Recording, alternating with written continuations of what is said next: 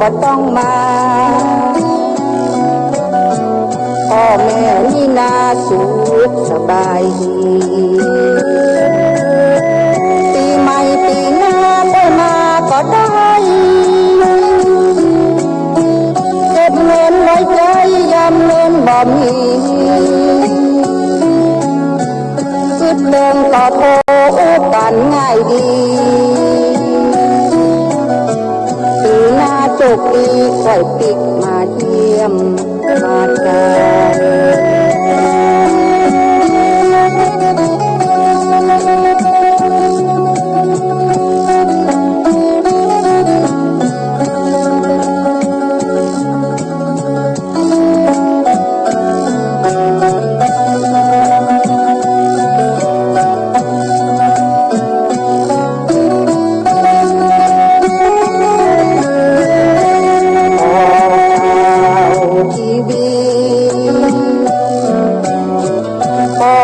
ทั้งนี้สุดเสียท่าลอยส่งต่างติกบ้านเฮามันก็กายมีเงินจ่ายใจก็เจ้าลูกจ้าทำงานลูกเขาหยุดเมินเต้าได้เงินเดือนเข้าจ่ายเพื่อลูกก็หา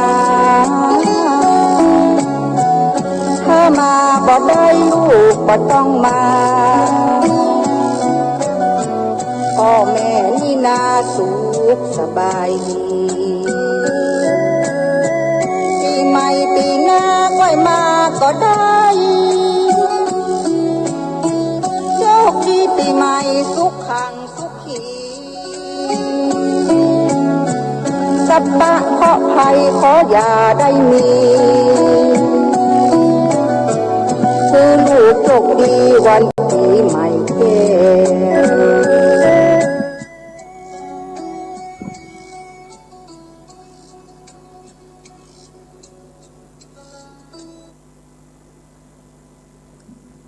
พุทธคุณวางไว้กลางเกล้าเพื่อป้องกันเราไปลินสิ้นทั้งหลาย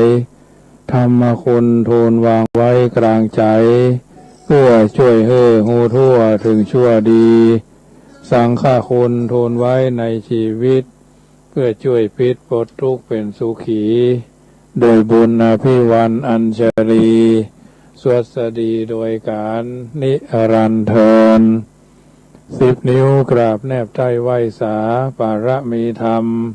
ในครูบาอาจารย์พระมหาเถรานุเถระท่านเจ้าคณะพระสังฆาธิการทุกรูปทุกตนขอความสุขความสวัสดีในธรรมะแห่งองค์สมเด็จพระชินสีสัมมาสัมพุทธเจ้า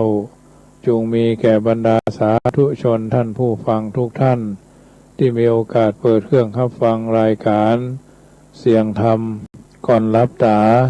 ตั้งสถานีวิทยุเพื่อการศึกษาพระพุทธศาสนาและวัฒนธรรม FM ความถี่ 104.50 เมกะเฮิรตซ์วัดป่ายหินตำบลสุเทพอำเภอเมืองจังหวัดเชียงใหม่รายการลำดับต่อจากนี้ไปเป็นรายการเสียงธรรมก่อนรับตาบรรยายธรรมะโดยอาตมาภาพพระมหาประสิทธธรรมาภินันโทอธิการสมภารเจ้าอาวาสวัดยังคำเบียงเวรุคามป่าซางแก้วกว้างหริพุนชัยเมืองหลวงละปูนจะได้น้อมนำเอารายการนี้มามาจาอธิบายให้ญาติโยมสาธุชนได้ยินได้ฟังเทศกาลปีใหม่แล้วปีใหม่แก้วจักเข้ามาหาเมื่อปีเก่านั้นกายใจวาจาได้ประมาทาล่วงเกินดังอันจะขอสู่มาดำหัวแม่นมั่นด้วยน้ำสุขันทะชื่นจ้อยดอกไม้ถูกเทียนเกี่ยมไว้เรียบร้อยน้ำขมิ้นส้มปล่อยเอามาขอโปร่งปล่อยไว้ยังโตดโตสาอย่าได้เป็นเวลาฮึกหนาหยาบกล้าปู่ย่าตายายลุงอาวหน้าป้าอย่าได้ประมาตาล่วงแล้ว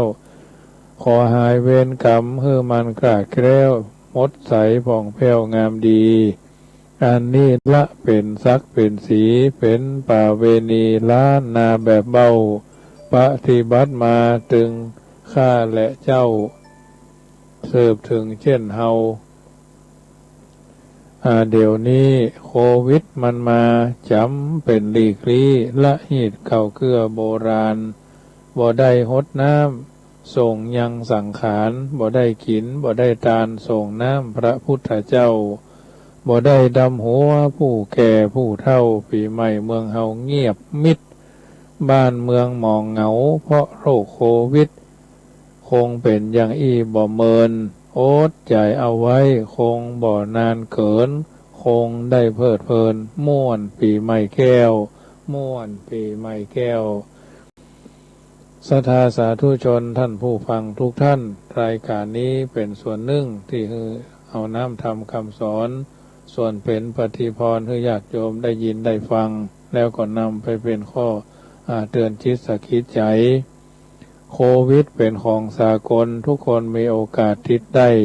สติและสัมปชัญญะเป็นยันป้องกันภัย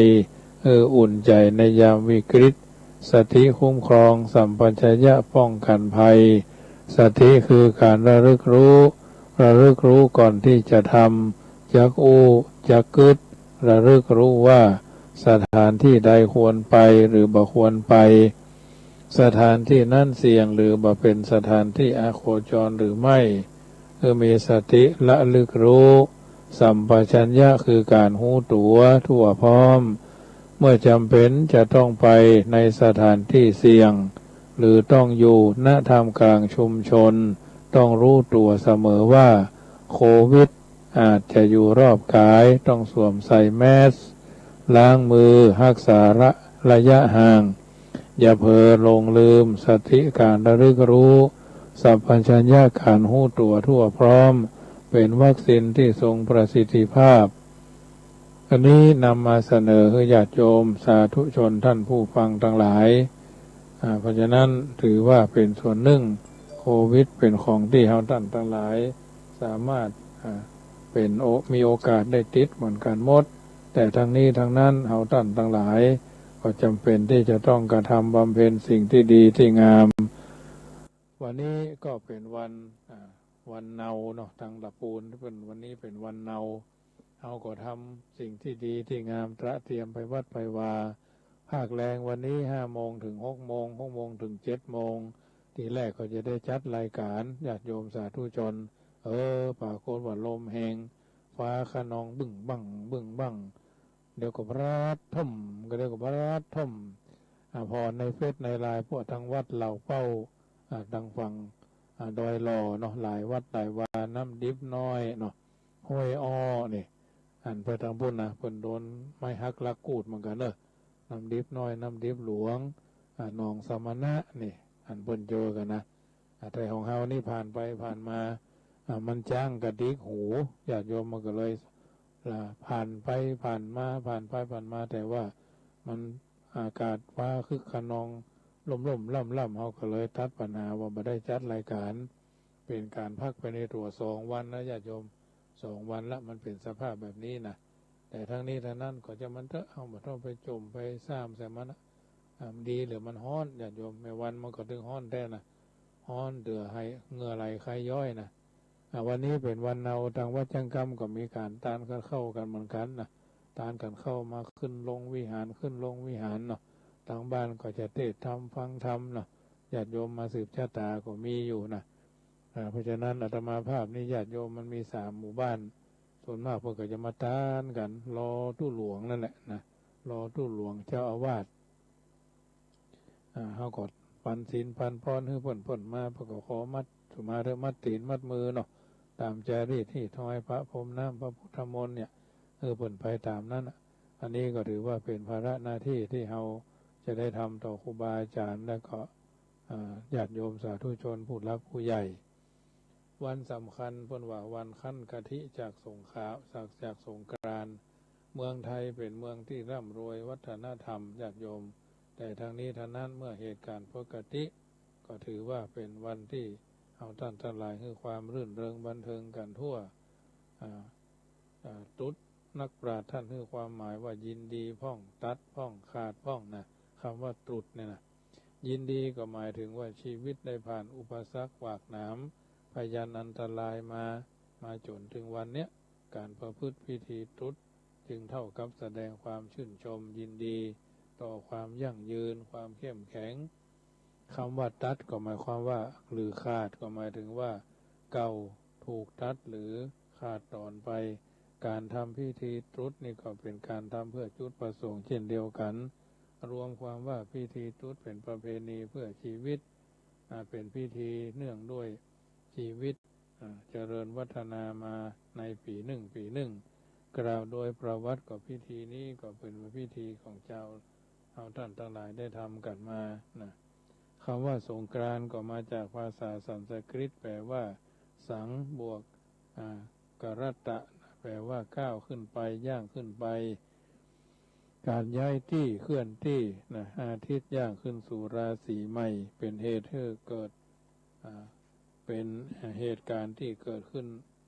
ทุกเดือนที่เรียกว่าสงกรานต์เดือนแต่เมื่อครบ12 เดือนแล้วย่างเข้าราศีเมษแถมจัดเป็นสงกรานต์ปีหรือว่าเป็นวันขึ้นปีใหม่ทางสุริยคติในทางโหราศาสตร์ซึ่งตกอยู่ในวันที่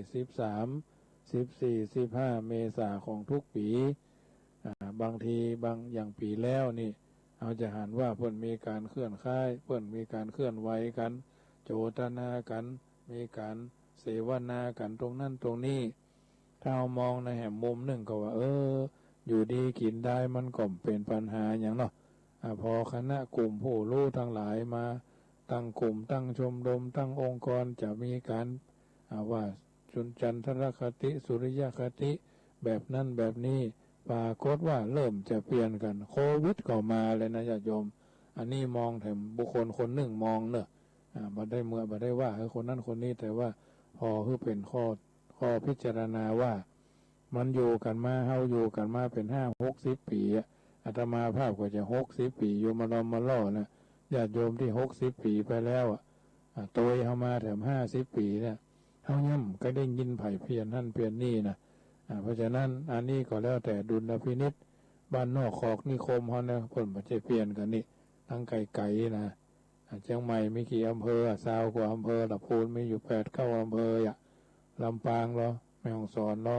หลายที่หลายทางพวกก็เอาอย่างเก่าโดยมากนะ3 ส่วนนี้โดยมากก็จะเอาส่วนเดิม2 ส่วนนะส่วนเดียวที่เพิ่นเอากันนะก็คือส่วนใหม่แต่ก็ไม่ได้ว่าคือคนผู้ใดไผ่ผู้หนึ่งนะญาติโยมเพราะฉะนั้นแถวอำเภอป่าซางนี่โดยมากก็จะใช้อันเดิมนะ13จะขานล่อง14วันเนาคือวันนี้15วันพญาวันพุธ16ก็วันปากผีอาตมาภาพปีนี้จะแกงมะนูนขายนะแกงมะนูนขายถุง20 บาทนะวันนี้ก็ไปเด็ดมะนูนมาเรียบร้อยวันพุธก็จะปอกนะจะปอกมะนูนแล้วก็จะซื้อชิ้นหมูมาไว้เรียบร้อยละก็จะแกงมะนูนนะญาติโยมอันนี้ก็ถือว่าเป็นส่วนหนึ่งเนอะที่จะได้ทำญาติโยมเพิ่นฮือออเดอร์มาเนาะเพิ่นมีออเดอร์มาเขาก็จะทำไปตามนั้นนะออเดอร์มาทำตามฝีมือที่จะพึงมีได้นะเพราะฉะนั้นก็ถือว่าได้ทำหน้าที่นะพ่อครัวเนาะพ่อครัวหัวป่าเนี่ยเจริญพรโยมแม่เรนูก้อนแก้วเนอโทรมาเป็นกำลังใจเนาะมหาสงกรานต์ญาติโยมนะวันมหาสงกรานต์13เรียกเต็มว่ามหาสงกรานต์วันที่14เป็นวันเนา15เป็นวันถลิงศกบ้านเฮาวันพญาวันเนาะมหาสงกรานต์หมายถึงการก้าวขึ้นหรือย่างขึ้นครึ่งครั้งใหญ่ครึ่งใหญ่เป็นสงกรานต์ปีหมายถึงปีใหม่อย่างเดียวนอกจากนี้วันเพราะฉะนั้นลงมติเมื่อปี2525อนุมัติคือวันที่13 เมษายน14 เมษายน15 เมษายน13 เมษายนเป็นวันผู้สูงอายุแห่งชาตินะวันเนาแปลว่าวันอยู่คำว่าเนาแปลว่าอยู่เป็นวันถัดจากวันสงกรานต์เป็นวันที่ดวงอาทิตย์ย่างขึ้นสู่ราศีเมษตั้งแต่ปีใหม่วันถลิงศกก็แปลว่าวันศกขึ้นศกใหม่หรือวันเปลี่ยนศักราชใหม่ประเพณีสงกรานต์ถือเป็นประเพณีวันขึ้นปีใหม่ ไทยที่ยึดถือปฏิบัติสืบเนื่องกันมาแต่โบราณดังกล่าวแล้วเป็นเอกลักษณ์วัฒนธรรมประจำชาติที่งดงามโดดเด่นและฝังลึกเข้าไปใช้ในชีวิตของคนไทยเป็นเวลาช้านานแม้เจ้าเฮาท่านทั้งหลายเจ้าต่างชาติก็คือความสนใจรู้จักประเพณีสงกรานต์ของไทยเป็นอย่างดีก่อนนี้ทางราชการนับวันที่1 เมษายนของทุกปีเป็นวันขึ้นปีใหม่และกำลังเปลี่ยนแปลงกันมาเมื่อยกเลิกเมื่อปีพุทธศักราช 2483 โดยประสงค์จะให้เวลาวันเดือนปีต้องด้วยปฏิทินสากลดังนั้นวันขึ้นปีใหม่สากลจึงเป็นวันที่1 มกราคมของทุกปีแต่คนไทยส่วนมากก็ยังถือวันสงกรานต์เป็นวันถลิงศกอยู่นั่นเองถือเป็นวันขึ้นปีใหม่ไทยแท้แต่โบราณซึ่งตกอยู่ราว13-14 เมษาเมื่ออาทิตย์ยกขึ้นสู่ราศีเมษตามหลักโหราศาสตร์ไทยเนาะประเพณีสงกรานต์ก็เป็นประเพณีเพื่อชีวิตเป็นประเพณีที่มีคุณค่าต่อครอบครัวชุมชนสังคมและพระพุทธศาสนามีอย่างพ้องคุณค่าต่อครอบครัวทำให้สมาชิกของครอบครัวได้มีโอกาสอยู่ร่วมกันเพื่อเป็นการแสดงความกตัญญูกตเวทีเช่นลูกหลานมารดน้ำขอพรจากพ่อจากแม่จากปู่ย่าตายายและมอบของขวัญให้แก่ท่านเหล่านั้นรวมทั้งมีความกตัญญูกตเวทีต่อบุพการีล่วงลับไปแล้วด้วยการทำบุญกุศลอุทิศไปให้2คุณค่าต่อชุมชนต่อก่อให้เกิดความสมัครสมานสามัคคีในชุมชนเช่นร่วมกันทำร่วมกันคิดพบปะสังสรรค์กันทำบุญให้ทานพบปะสังสรรค์สนุกสนานรื่นเริงร่วมกันมีความเป็นน้ำหนึ่งใจเดียวกันอันนี้ก็ถือว่าเขาขนทรายเข้าวัดนะญาติโยมเป็นต้นเนาะประเดี๋ยวนี้ยังว่าเนี่ยกลัวตายกันเข้าออกบ้านเข้าบ้านเข้าจองกันหมดดักวิทย์นะญาติโยมทางวัดตาบานี่ก่อนถือว่ายังมีไปมาอยู่เนาะคุณค่าต่อสังคมเนาะก็ทำให้เกิดความเอื้ออาทรต่อสิ่งแวดล้อมนะโดยการช่วยกันทำความสะอาดบ้านจองหอเฮือนนะล้างห้องน้ำห้องส้วมนี่สาธารณะตลอดจนอาคารสถานที่ของหน่วยงานต่างๆให้สดให้ใสไพโรจน์ขึ้นคุณค่าต่อพระพุทธศาสนาก็เป็นการช่วยกันบำรุงทำนุบำรุงพระพุทธศาสนาคือการทำบุญตักบาตรถวายภัตตาหารทานปฏิบัติธรรมฟังเทศน์สงฆ์น้ำพระเป็นต้นคุณค่าต่อนานาสรรพสัตว์ก็มีการปล่อยนกปล่อยปลานานาสรรพสัตว์เป็นการฮื้อและต่อชีวิตโดยจิตเมตตาการุณคติหรือวิตามินสงกรานต์นั้นมีสิ่งที่เราจะต้องศึกษาว่าสนใจหลายสถานเช่นได้แสดงความกตัญญูต่อบุพการีทางส่วนกลางนี่เพิ่นจะปังสกุลกระดูกเพิ่นห้องว่าทักษิณานุปทานแก่พ่อแก่แม่ญาติผู้ใหญ่แก่สามีไผ่ภรรยาไผ่เนาะได้หู้เมตตาผู้ใหญ่รักใคร่ให้พรได้สามัคคีพร้อมใจกันบำเพ็ญประโยชน์ได้หันน้ำใจความเอื้ออาทรของผู้คนในสังคมได้ฮืออาภัยกันผิดพลาดไปพ้องทางจริยธรรมก็บ่ถือโทษโกรธเคืองนอกจากนี้เรื่องสงกรานต์ยังมีแก่นแห่งนิทานที่ซ่อนไว้ชวนให้คบคิดหลายประการเช่น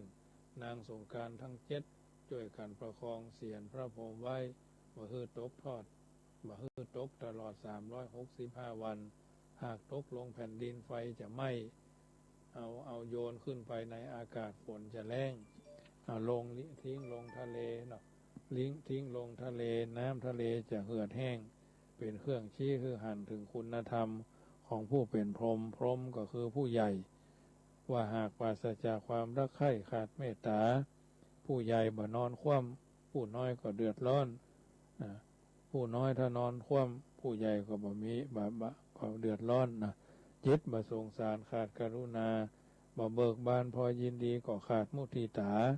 และบ่มีใจเป็นธรรมก็ขาดอุเบกขาโลกาจะพินาศนะดังหันตัวอย่างรู้กันอยู่ในเรื่องเกี่ยวกับราศีที่ว่าเช้าราศีอยู่ที่หน้ากลางวันราศีอยู่ที่อกตะวันตกราศีอยู่ที่เท้านะเช้าราศีอยู่ที่หน้าเที่ยงวันราศีอยู่ที่อกตะวันตกราศีอยู่ที่เท้าประการที่หนึ่งหมายถึงว่าเจ้าขึ้นมาคนเขาจะต้องตรวจตราหน้าที่และทำอย่างต้องมีสติตลอดนะพลห้องว่า7 วันเบ้นดิดซ้อมดนตรี5 วันอักขระหนีเนิ่นช้า3 วันจากนาลีเป็นอื่นวันหนึ่งเว้นล้างหน้าอาบเศร้าหมองสีเนี่ยเพื่อระลึกถึงสิ่งที่คิดในกิจที่ทำในกรรมที่อู้เนาะเข้าลักษณะว่านิสัมมาการนังไสยโยใครควรให้รอบคอบตรวจสอบเพื่อเรียบร้อย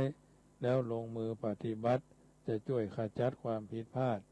ประการที่สองเที่ยงวันราศีอยู่ที่อกก็หมายถึงว่าตรวจสอบภาพจิตใจสภาพจิตใจให้มีความหนักแน่นอดทนอดกลั้นบ่หวั่นไหวต่ออารมณ์ที่มากระทบที่เนื่องด้วยโลกธรรม3 ตะวันตกราศีอยู่ที่เท้า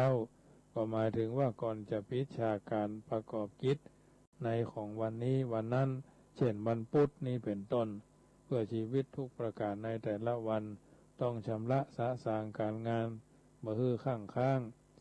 อันอาจจะเกิดความมักหมมนะมักหมมอากูลแถมทั้งตรวจสอบพื้นที่หรือภาคพื้นของชีวิตได้แก่อารมณ์นิสัยผ่องแผ้วจะได้ดำเนินชีวิตเป็นไปตามวัยถึง3ก็คือปฐมวัยแสวงหาศิลปวิทยามัชชิววัยก็แสวงหาทรัพย์ปัจฉิมวัยก็แสวงหาทุนทรัพย์คือบุญกุศลรวมเรียกว่าวัยแรกหาวิชาวัยต่อมาสร้างหลักฐานนะวัยชราเล่งทำบุญสุนทรทานจะเกิดคุณตลอดกาลจำง่ายๆว่าวัยต้นสร้างหลักฐานวัยต่อมาสารลักแหล่งวัยต่อมาก็สุดท้ายก็แต่งหลักธรรมจักนำไปสู่ความสำเร็จและก้าวหน้าจะนักจะน้อยก็แถวว่าประเพณีสงกรานต์ท่านนิยมใช้น้ำเป็นหุ้นส่วนสำคัญของประเพณีและพิธีกรรมว่าจะเป็นน้ำอบน้ำหอมน้ำสะอาดนำมาหดมาลดกันจนถึงส่งน้ำพระนะมีความหมายทางคุณธรรมทั้งนั้นเพราะน้ำเป็นธรรมชาติที่สอนให้คติธรรมหลากหลายมากประการเช่นน้ำมีลักษณะชุ่มเย็นสอนเมตตาธรรมดังกรรมว่าโลโกปธรรมพิกาเมตตาโลกร่มเย็นเพราะเมตตาโลกโสกาโลกโสภาเพราะเมตตาค้ำจุนนะน้ำมีปกติรวมกันเป็นนิดสอนให้ความหูฮักหูสามัคคีบ่ฮือมีความแตกแยกฮือฮักกันเหมือนพี่ดีกันเหมือนน้องปรองดองกันเหมือนญาติน้ำมีสภาพบลำเอียงสอนให้ความเป็นธรรมความเที่ยงธรรมยุติธรรมความบลำเอียงหรือหันแก่ตัวนะน้ำฟอร์มตัวเข้ากับภาชนะทุกชนิดสอนการหู้จักปรับตัวเข้าสถานการณ์บ่แข่งกระด้างบ่ดื้อดึงบ่ดื้อรั้นบ่ดื้อด้านบ่มีมานะทิฐิมีความอ่อนน้อมอ่อนหวานและก็อ่อนโยนแล้วทุกคนจักสบายน้ำสำคัญผูกพันเป็นหุ้นส่วนชีวิตของเฮาตลอดเวลาคือน้ำ4 ชนิดน้ำดื่มน้ำใช้น้ำใจและน้ำคำจำง่ายๆน้ำดื่มต้องตระเตรียมไว้น้ำใช้ต้องขวนขวายจัดหาน้ำใจควรมีให้ตามเวลาน้ำคำพูดออกมาต้องจริงใจแถมประการหนึ่งท่านกล่าวว่าน้ำพักจงรักสัตย์ซื่อน้ำแรงร่วมมือทำกิจน้ำคำฉ่ำหวานสมานมิตรน้ำจิตเมตตาอารีนะฉะนั้นน้ำจึงเป็นสัญลักษณ์แห่งความสมัครสมานและความเยือกเย็นสดใส โลกจึงยกน้ำไว้ในฐานะเป็นพลังงานที่สำคัญแก่ชีวิตและประเพณีเรื่องน้ำนี้อาตมาภาพได้ลิขิตเอาไว้ว่าสื่อสำคัญวันสงกรานต์ท่านใช้น้ำโบราณทำน้ำสืบสันนานนักหนาส่งน้ำพระกราบขอพรวอนวันทา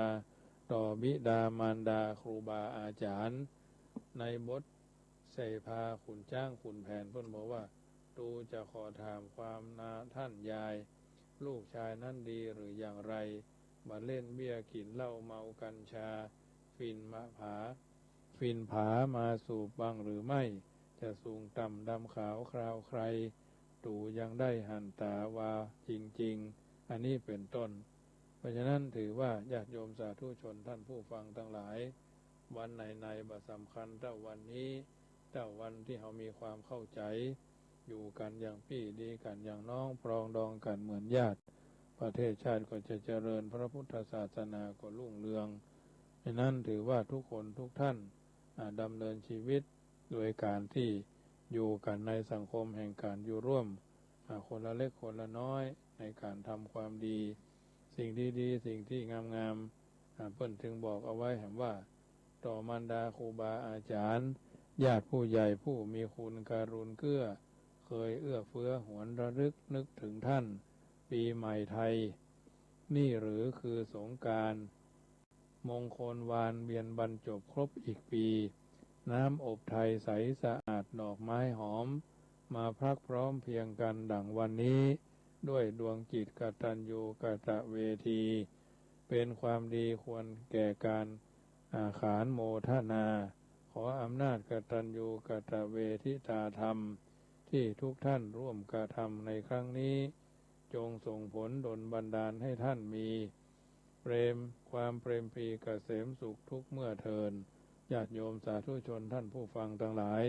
โลกกำลังจะเร่าร้อนจะลุกเป็นไฟเผาไหม้กัน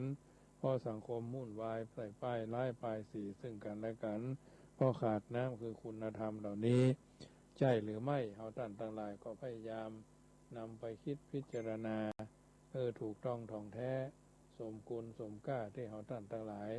ได้เกิดเป็นมนุษย์มาพบพระพุทธศาสนากระทำบำเพ็ญสิ่งที่ดีที่งามเป็นลำดับสิ่งเหล่านี้เป็นสิ่งที่เราท่านทั้งหลายจำเป็นจะต้องมีการดำเนินชีวิตอย่างถูกต้องเหมือนเพลงปีใหม่ท่านว่าเอาไว้จะได้เปิดให้ญาติโยมฟังเดี๋ยวเปิดสายเนอะญาติโยมฟังเพลงปีใหม่ทำกรรมเนาะ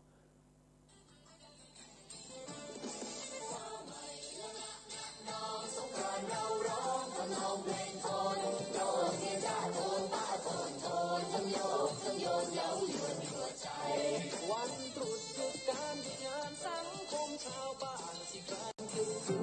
สงกรานต์กันพอมันชื่นฉลองวันคืนจนคืนเพลงคลานดอกเอ้ยมะเขือแม่ตัวหนึ่งมันเต้นเชิญน้องมาเล่นสงกรานต์เชิญน้องขึ้นที่งานรับฟ้าสงกรานต์กันกับปีอะไรเชิญน้องขึ้นที่งานรับฟ้าสงกรานต์กันกับปีอะไรฟ้าใหม่แล้วรับนัดน้องสงกรานต์เราร้องคนน้องเพลงโทนโยกเฮจ้าโทนตาโทนทั้งโยกทั้งโยนเย้ายวนหัวใจฟังพี่ฉันคนเดินเพลินสะเทือนท้อถอยสิ่งที่ว่าเราเนินนอนรำแล้วจะลอยของกลางลานดอกไม้รักทองรักจะร้องรำเป็นประสาเราเล่นสงกรานต์มาสิเพื่อทำการสำเริงสำราญกันเป็นคู่ไป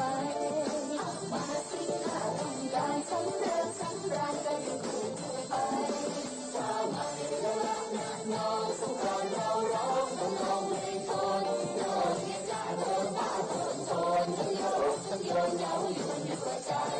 รักคู่อยู่เพียงใกล้กันและสายสูงมันสั่นมันซึ้งเสียวงามแอบไผ่เลื่อยไหลลดเลี้ยวเราร้อยก่อนเกลียวเกลียวเกลียวเกลียวลมดอกเอ้ยชะป่าเหมือนนางฟ้ามาไกลมาเย้ายวนให้ลงชมอ๋อนางฟ้าหน้าชมสวยจริงสวยสมงามของผมสบายอ๋อนางฟ้าหน้าชื่นชมสวยจริงสวยสมงามของผมสบายฟ้าใหม่แล้วรักนักน้องสง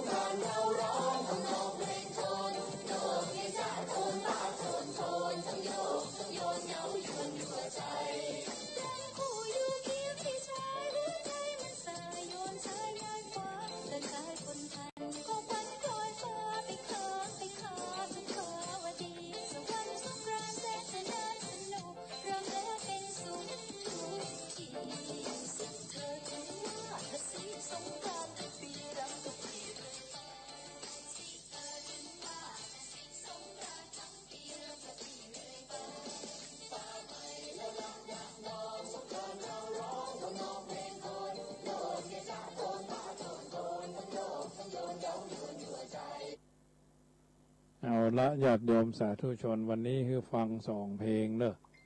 ปีใหม่ก็ถือว่าได้มีเปิ้นฮ้อว่าชนใดไม่มีดนตรีอยู่ในหัวใจคนนั้นเป็นคนป่าคนดงรัชกาลที่6เปิ้นว่าไว้อาตมาภาพก็บ่ได้ว่าคนเดียวเนอะเปิ้นว่าเอาไว้ก็ตั้งใจเนอะญาติโยมทางนี้ทางนั้นหลากลดหลายสไตล์นะธรรมะก็ดีบรรณาการก็ตามนันทนาการก็บ่ใช่ของที่จะทำให้เราเสียผู้เสียคนไปบางทีบางครั้งเฮามีดนตรีอยู่ในหัวใจเฮาก็มีถือว่าต้นไม้ใบหญ้าก็ยังมีดนตรีการของมันเนาะเฮาท่านทั้งหลายก็เช่นเดียวกันดำเนินชีวิตมาถึงวันนี้เป็นวันสังขารล่องแล้ว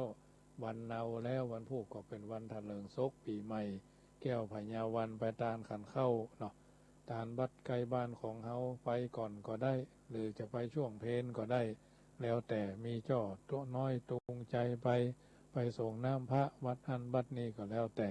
อันนี้ดุลพินิจทุกสิ่งทุกอย่างคุณงามความดีบ่มีขายเนาะถ้าอยากจะได้ก็ต้องทำเองค่ำคืนวันนี้รายการเสียงธรรมก่อนรับตาอาตมาภาพพระมหาประสิทธรรมาภินันโทได้บรรยายธรรมะมาญาติโยมเป็นจะใดก็คงนำไปเป็นข้อเตือนจิตสักคิดใจในการดำเนินชีวิตวันพวกนี้เมื่อเจ้าเนี่ยก็คงมาได้ปะกันนะเพราะว่าญาติโยมเพิ่นจะมาตามขันเข้า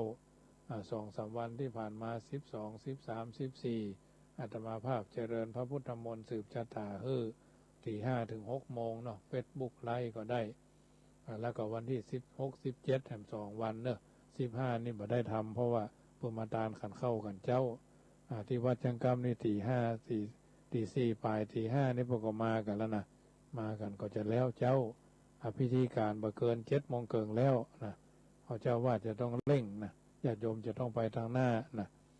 ทางนี้ทางนั้นยิ่งโควิด25นี่เขาถึงมากันเจ้าเสร็จแล้วก็พิกบ้านพ่องอยู่พ่องนะวันที่16ก็เหมือนกันปู่จาเข้ารถเคาะปู่จาเข้าบนห้องปู่จาเข้ารถเคาะกับวันที่16กินแกงมะนุนนะอันนี้ก็นำมาเสนอให้ญาติโยมสาธุชนได้ทราบวันนี้สมสมัยได้เวลาขอปั่นโชคอวยใจให้ญาติโยมที่อยู่ทางบ้านอยู่สุขสบายเมื่อรับเมื่อตื่นเมื่อยืนเมื่อเตียวเมื่อเกี้ยวเมื่อกินทุกคนทุกท่านรับเป็นสุขตื่นเป็นสุขกันทั่วหน้าอาภิวาตนาสีลิสานิจังพุทธาปัจจายโนจัตตาโลธรรมาวาทันตุอายุวันโนสุขังปะลังขอเจริญปอน